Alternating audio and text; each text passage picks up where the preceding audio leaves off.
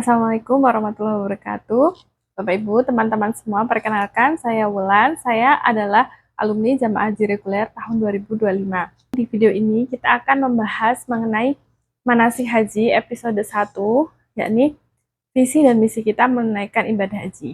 Jadi untuk pertemuan awal yang mana keberangkatan untuk ke Tanah Suci itu masih sekitar 6-7 bulan ke depan, kita mulai dulu dengan membahas mengenai penguatan akidah, mengenai kepercayaan kita terhadap adanya kekuasaan Allah Subhanahu wa Ta'ala, terhadap kebenaran Islam, dan juga kebenaran melaksanakan rukun Islam yang kelima, yakni menunaikan ibadah haji ke Tanah Suci.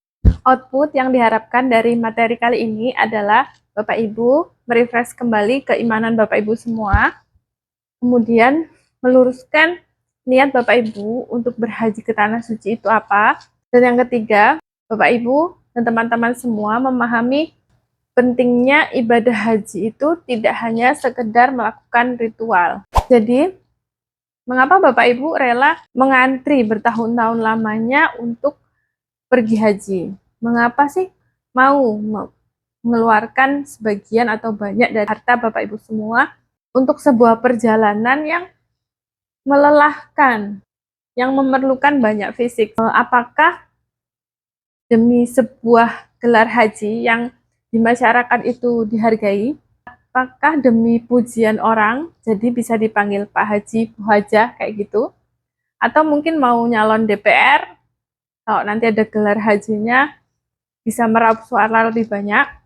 Coba tanyakan kembali kepada hati Bapak Ibu masing-masing. Apakah Bapak Ibu itu benar-benar percaya bahwa Allah itu ada, bahwa apa yang diajarkan Muhammad itu adalah sebuah kebenaran kayak gitu?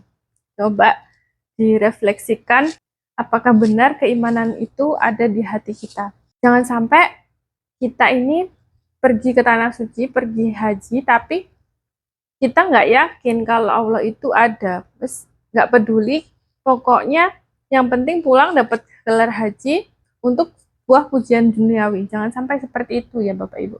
Mulai sekarang pastikan bahwa kita berislam karena kita beriman.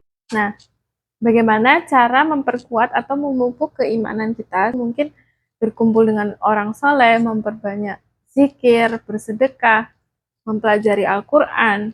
Nah, contoh satu dari saya, biasanya kalau saya ingin memperkuat keimanan, itu mempelajari Al-Quran, membuktikan kebenaran Al-Quran dengan perkembangan sains. Misalnya, tentang penciptaan manusia di surat Al-Mu'minun, atau tentang dua lautan yang tidak bercampur, surat Ar-Rahman, atau juga tentang gunung yang merupakan pasak bumi, surat An-Naba. Jadi Al-Quran sudah mengatakan hal tersebut sebelum ilmu pengetahuan itu berkembang. Zaman dulu belum ada ilmu biologi tentang penciptaan manusia, tapi Al-Quran sudah mengatakan itu. Zaman dulu belum ada yang tahu bahwa ada dua laut yang nggak bisa nyampur, air laut Mediterranean dengan Samudra Atlantik itu nggak nyampur. Dulu zaman Rasulullah juga belum bisa membuktikan bahwa gunung itu ternyata akarnya tuh sampai ke dalam bumi. Nah, insya Allah 3 surat tersebut akan meningkatkan keimanan kita kepada Allah Subhanahu wa Ta'ala. Jika kita sudah meyakini bahwa Allah itu Maha Kuasa atas diri kita, atas dunia ini, alam semesta ini, maka kita perlu menjadi seorang muslim yang menjalankan agama Islam dengan benar. Jadi kalau diibaratkan sebuah rumah, keyakinan kita terhadap Allah itu adalah pondasinya. Kemudian rukun Islam adalah tiangnya. Dan yang menjadi atapnya adalah akhlak kita. Mengenai rukun Islam, panduan kita adalah hadis Arba'in nomor 2. Dari Umar bin Khattab radhiyallahu an berkata, Islam itu adalah engkau bersaksi tidak ada Tuhan melainkan Allah dan sesungguhnya Muhammad adalah utusan Allah. Melaksanakan sholat, mengeluarkan zakat, berpuasa Ramadan, dan menunaikan haji ke Baitullah jika engkau mampu. Jadi berhaji merupakan salah satu pilar dari rukun Islam. Namun dalam hadis tersebut dikatakan bahwa pergi haji ke Baitullah jika kamu mampu melakukan perjalanannya. Jadi, kalau kondisinya tidak memungkinkan, maka hukumnya tidak wajib. Seperti kondisi di Indonesia saat ini ya Bapak Ibu. Kita tahu bahwa berhaji membutuhkan antrian belasan tahun, puluhan tahun bahkan, juga di beberapa negara mayoritas Islam yang lain. Menurut data, jumlah muslim di Indonesia itu kan 200 jutaan ya. Sedangkan yang mendaftar haji itu ada 5 jutaan. Kemudian kuota untuk Indonesia tiap tahun itu hanya 220.000. Ini seper 30-annya ya. Maka dari itu antrian haji itu memang benar-benar sampai 30 tahun. Dengan demikian, tugas kita sebagai hamba Allah itu hanya pada usaha, doa, dan tawakal saja. Ketika kita sudah meniatkan untuk pergi haji, kemudian kita ikhtiar untuk mendaftar haji, dan kita bersabar menunggu sampai giliran kita tiba, itu sudah mendapatkan pahala yang besar. Kita belum termasuk kategori wajib sampai datang panggilan dari Kementerian Haji Umroh untuk berangkat di tahun tersebut. Misalnya, kok sebelum berangkat tapi ajal kita mendahului, insya Allah juga niat tersebut sudah bernilai pahala di mata Allah Subhanahu wa Ta'ala. Jika tiba saatnya giliran kita dipanggil oleh Kementerian Haji Umroh, kemudian sudah beres segala urusan, yang mana itu juga dimudahkan oleh Allah ya, Allah yang mengizinkan kita untuk bisa sehat, untuk bisa melunasi biaya-biayanya dan segala keperluan untuk berangkatan, maka saat itulah wajib bagi kita untuk melaksanakan haji dengan niat yang lurus, untuk semata-mata meraih ridho Allah Subhanahu wa Ta'ala, bukan untuk tujuan duniawi. Niat kita melakukan ibadah haji itu sangat menentukan. Kita tahu hadis arba'in yang pertama bahwa segala sesuatu dinilai dari niatnya. Seorang muslim mendapatkan pahala sesuai dengan yang diniatkan. Jadi kalau niat kita untuk pujian manusia, untuk tujuan duniawi, ya sayang sekali ya Bapak Ibu, kita tidak mendapatkan predikat haji mabrur. Padahal haji mabrur itu balasannya adalah surga. Hadis tentang balasan surga untuk haji yang mabrur ini ada di riwayat Malik, Al-Bukhari dan Muslim, At-Tirmizi, An-Nasai, Ibnu Majah, dan Asbihani. Tentunya kita semua mau ya Bapak Ibu untuk menjadi seorang haji yang mabrur. Amin. Haji mabrur itu bukan hanya sekedar kita melakukan ritual haji dengan benar. Jadi benar tawafnya, sa'inya, wukufnya, lempar jumrohnya, gak cukup itu saja. Menjalankan ritual haji dengan benar itu penting ya Bapak Ibu, tapi lebih penting lagi kita harus tahu hikmah dari kita melakukan hal tersebut untuk apa. Haji mabrur itu lebih ke bagaimana kita menjadi seorang muslim setelah kita pulang dari tanah suci. Apakah kita bisa lebih baik dari sebelumnya? Kemabruran itu seumur hidup harus kita rawat dengan tekad yang kuat, dengan konsistensi yang itu gak mudah. Jadi setelah pulang dari tanah suci itu kan kita kembali ke rutinitas, kembali bekerja, mengurus keluarga, banyak sekali urusan-urusan lain, sehingga mungkin gak bisa semaksimal ketika di tanah suci. Saya ingat pesan dari Pak Menteri Agama, ya 2025 urusan haji masih di bawah Kementerian Agama. Jadi Pak Nasaruddin Umar menyampaikan bahwa yang terpenting dari haji itu adalah merawat kemabruran setelah kita pulang haji, karena itu yang tersulit.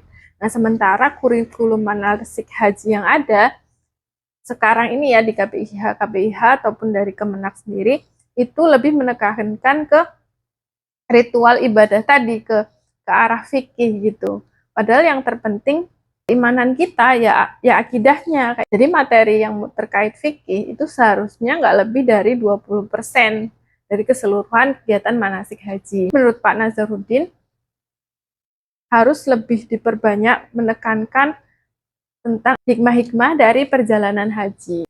Kalau ritual atau tata cara ibadah sifatnya fikih. Kalau tentang fikih, maka mungkin akan ada perbedaan. Dan itu nggak masalah. Contohnya misalnya Bapak Ibu ikut KPIH yang lebih cenderung ke ormas M atau N gitu ya. Itu mungkin tata caranya beda. Contohnya niatnya beda. Kalau yang M, niat hajinya labaika hajan. Kalau N, niat hajinya nawaitu hajan wa ihram tubihi lillahi ta'ala. Nah, ini beda tapi nggak masalah ya Bapak Ibu tinggal pilih aja mana yang lebih sesuai hati nurani. Yang nggak boleh berbeda adalah tentang akidahnya. Jadi ketika kita diajarkan mengenai tata cara ibadah haji, pastikan kita juga tahu dan paham hikmah dari ritual yang kita kerjakan tersebut. Misalnya, kenapa sih kita kok diminta untuk jalan kaki 7 kali mengelilingi Bukit Sofa dan Bukit Marwah? Hikmah dari ritual ibadah yang kita lakukan itu adalah untuk mengenang perjuangan Bunda Hajar yang waktu itu diuji oleh Allah, ditinggalkan suaminya karena perintah Allah di sebuah tempat yang tandus, nggak ada air. Nah, tapi karena Bunda Hajar ini percaya bahwa ini adalah perintah Allah, maka Allah nggak akan menyia-nyiakan mereka gitu. Jadilah di saat beliau sudah berkali-kali dan memastikan bahwa nggak ada mata air di situ, di tempat itu, tapi beliau tetap mencoba. Nah, ternyata muncul mata air dari Nabi Ismail yang waktu itu masih kecil, muncul mata air yang kita kenal sampai sekarang yang nggak pernah habis, yaitu mata air Zam-Zam. Kemudian tawaf. Kenapa sih kita kok harus puterin Ka'bah 7 kali kayak gitu? Nah, kalau kita nggak ngerti hikmahnya, cuman jalanin ritual aja, itu nggak akan ngena di hati, nggak akan bisa khusyuk. Nah, bahwasanya tawaf itu adalah simbol kepatuhan kita kepada Allah Subhanahu wa Ta'ala. Bahwasanya kita sebagai makhluk Allah itu sama ya di hadapan Allah. Nggak peduli latar belakang kita seperti apa, mau kita presiden, mau kita pengusaha, DPR, orang biasa atau apapun, kalau di hadapan Allah itu yang membedakan adalah keimanan kita. Untuk pembahasan ini, hikmah-hikmah dari rangkaian ibadah haji akan kita jelaskan di episode selanjutnya. Nah, jadi setelah tadi kita mendapatkan visi kita bahwa kita ini berhaji untuk mendapatkan ridha Allah Subhanahu wa Ta'ala, kemudian kita tahu misi atau apa yang harus kita lakukan.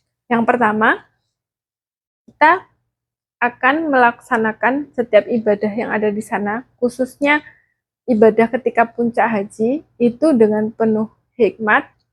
Yang kedua, kita akan memaksimalkan ibadah di Masjidil Haram dan juga di Masjid Nabawi. Kita ingat bahwa pahala sholat di Masjidil Haram itu 100.000. Jadi kalau kita sholat sendiri, pahalanya 1, sholat jamaah 27, kalau di Masjidil Haram 100.000. Itu 1 kali sholat setara dengan puluhan tahun ya Bapak Ibu. Jadi sayang sekali kalau kita nggak maksimalkan. Untuk di Masjid Nabawi pahalanya 1.000. Dan yang ketiga, kita akan menelusuri jejak perjalanan Rasulullah SAW dalam menyebarkan agama Islam. Nanti kan di sana waktunya lumayan longgar ya Bapak Ibu. Kita 1 bulan di Mekah, 8 hari di Madinah. Kita manfaatkan waktu untuk mencari tahu tentang perjuangan Rasulullah menyebarkan Islam di sana itu seperti apa. Contohnya ke Gua Hiro, tempat pertama kali turun wahyu, atau ke Jabal Uhud di Madinah, tempat di mana kaum muslimin kalah ya dalam perang, dan banyak tempat-tempat lain yang bisa dieksplor nantinya. Jadi seperti itu materi kita tentang visi dan misi haji.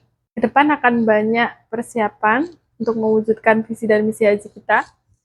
Dulu waktu saya akan berangkat, itu sangat excited sekali menyiapkan banyak keperluan. Ternyata persiapan itu nggak cuma teknis ya Bapak Ibu. Ada persiapan ilmu, persiapan fisik, persiapan kesehatan, materi, teknis, mental juga.